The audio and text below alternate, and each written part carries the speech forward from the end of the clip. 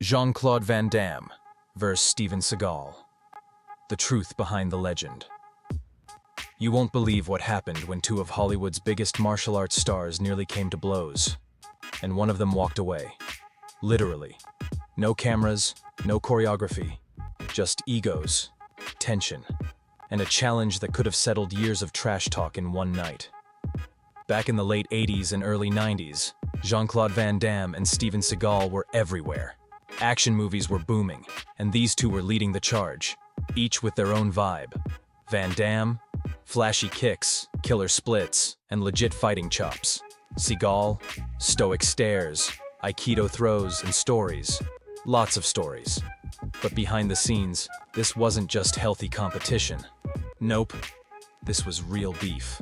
Slow-cooked over a decade of jabs, boasts, and one epic standoff at a mansion party that could have changed everything. So here's how it all went down. Seagal came onto the scene with Above the Law in '88, branding himself as a no-nonsense martial arts master with ties to law enforcement and even the CIA. He practiced Aikido, a graceful Japanese art focused on using your opponent's momentum. Sounds cool, right? Problem is, Aikido doesn't have tournaments, so we never really saw Seagal fight outside the movies. That didn't stop him from bragging, though. His whole image was built on being dangerous, mysterious, and supposedly untouchable. Van Damme, he was cut from a different cloth. Born in Belgium, trained in full-contact karate, and competed in real tournaments. Bloodsport didn't just make him a star, it showed off his legit skills. The guy could kick like a rocket, move like a dancer, and back it all up in the ring. While Seagal moved like a tank, Van Damme was pure agility. He didn't need to tell you he was dangerous. You could see it. And here's where it gets spicy. Seagal didn't respect Van Damme. In interviews, he straight up mocked him, called him a ballet dancer, and said he was all flash, no fight. Classy, right? Van Damme stayed quiet at first, but he never forgot. As their careers exploded, the rivalry grew. Seagal seemed to go out of his way to dismiss other martial artists. Chuck Norris, Bruce Lee's students, even stunt legends like Gene LeBell. He had a habit of lifting himself up by putting others down. Van Damme, meanwhile, kept doing his thing. Kickboxer, universal soldier, time cop, hit after hit, while barely saying a word about Seagal. But trust me, he was paying attention. Then came the moment. The night everything almost boiled over. Sylvester Stallone's mansion party in Miami. Now imagine this, a '90s action star blowout. Muscles, mullets, and egos packed into one place. Seagal's doing his usual rounds, telling stories, flexing about how he could take anyone in a real fight, including Van Damme. Again. Only this time, Van Damme hears it. He doesn't yell, doesn't make a scene. He just calmly walks up to Seagal and says, "I heard what you said. Let's take it outside." Everyone goes dead silent. This was the moment fans had dreamed about.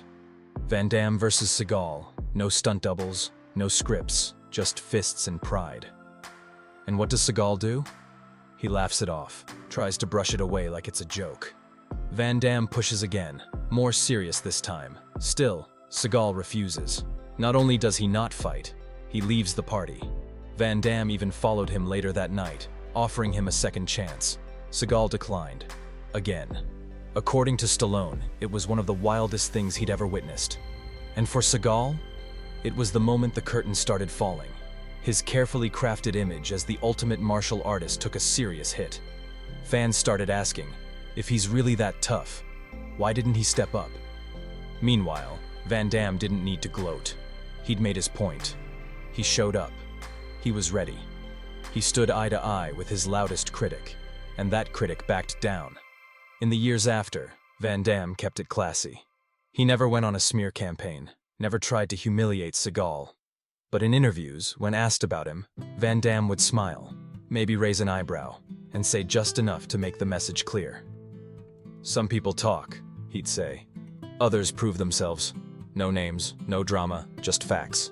The contrast between them only got sharper over time. Van Damme stayed relevant, owning his ups and downs, poking fun at himself, and always staying grounded. Seagal, not so much. His stories got more outlandish. claims of spiritual warrior status, foreign government connections, even more unprovable tales. And the people around him, stuntmen, co-stars, martial artists, started calling him out. The aura cracked, and that's what this whole feud boiled down to. Real versus fake. Van Damme trained, he fought, he proved himself again and again. Seagal, he told stories. His art was beautiful, sure, but when the moment came to show what he could really do, he didn't.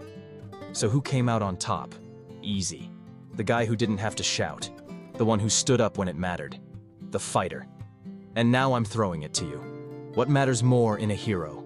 Authentic skill or killer image? Can someone still be respected if their legend turns out to be more fiction than fact?